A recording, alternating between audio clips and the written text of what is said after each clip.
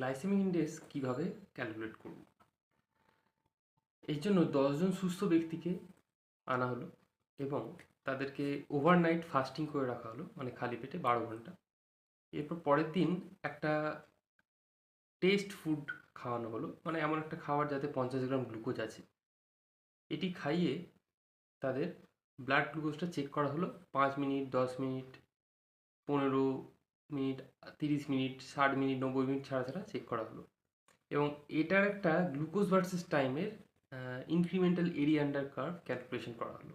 এবং অন্য দিন আবার এই একই 10 জনকে ডাকা হলো এবং তাদেরকে পিওর গ্লুকোজ 50 গ্রাম খাওয়ানো হলো এবং খাইয়ে একই রকমভাবে ক্যালকুলেট করি ওই glucose versus time area incremental area under curve calculation করা হলো।